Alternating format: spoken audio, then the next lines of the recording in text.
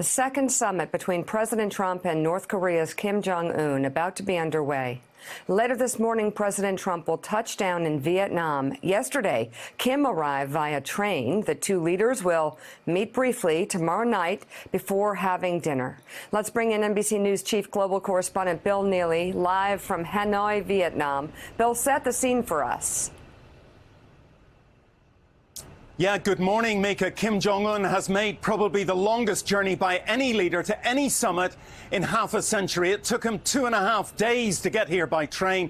He's now about half a mile from where I'm standing at the Melia Hotel, and we understand he's about to go and visit the North Korean embassy here. Interesting, of course, that North Korea and the US both have embassies here in Hanoi. President Trump due to arrive, thankfully, by plane around 9:15 Eastern Time. He'll then go to his hotel.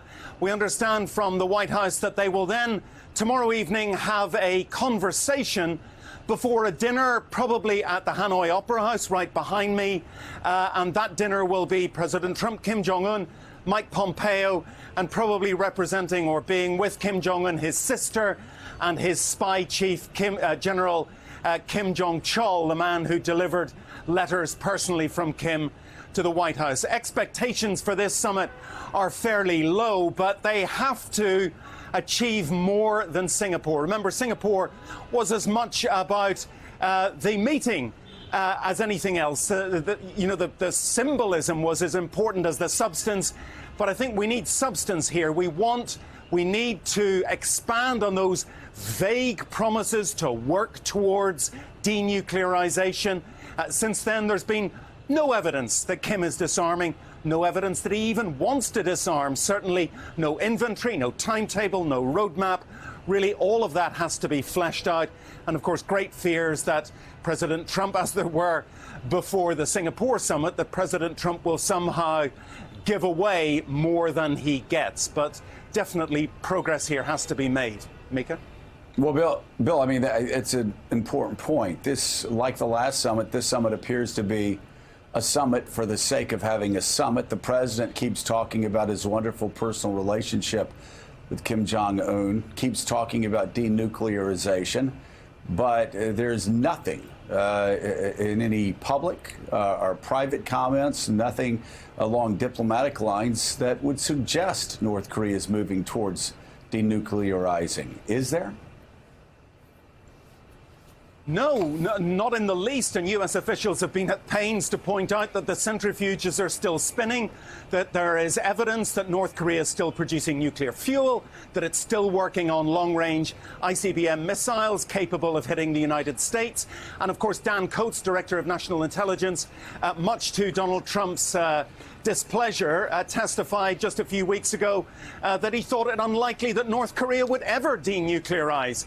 And there is no evidence that he's even made the decision to do so. So we are such a long way back from, remember, a year ago, the demand that there should be complete, irreversible, verifiable denuclearization, along with the word immediate.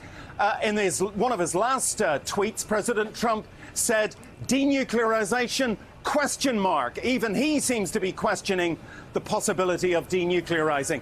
I think the acid test at the end of this summit will be, is there any agreement on a list, for example? Because you can't denuclearize if you don't know what nuclear facilities, weapons and materials North Korea has. So that will be one thing to look out for on Thursday evening. Has North Korea agreed to produce a list? And of course, President Trump said in June after the last summit, quote, there is no longer a threat, a nuclear threat from North Korea. So, Bill, I guess my question to you is now, with a second summit between the leader of the free world and the North Korean dictator in just 8 months, what's the view from North Korea's side of this? Are they, in fact, surprised by how willing President Trump has been to meet with Kim Jong-un? Are they surprised at how open he's been in saying, thank you for your commitment to denuclearization, when North Korea knows full well it's not in the process of denuclearizing?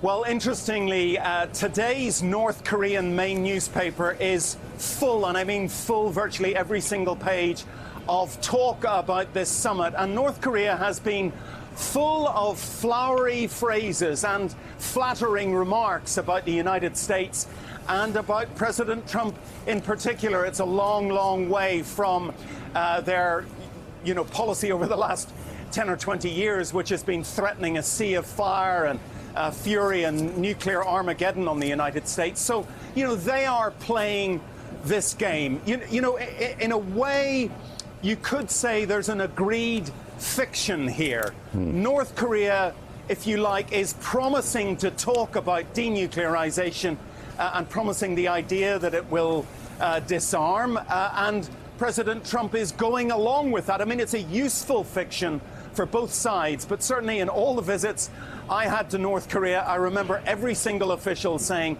we will never give up our nuclear weapons. It is our sword of protection.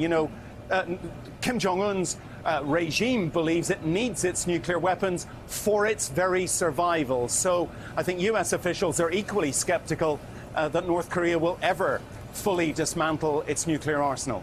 Thanks for checking out MSNBC on YouTube, and make sure you subscribe to stay up to date on the day's biggest stories. And you can click on any of the videos around us to watch more from Morning Joe and MSNBC. Thanks so much for watching.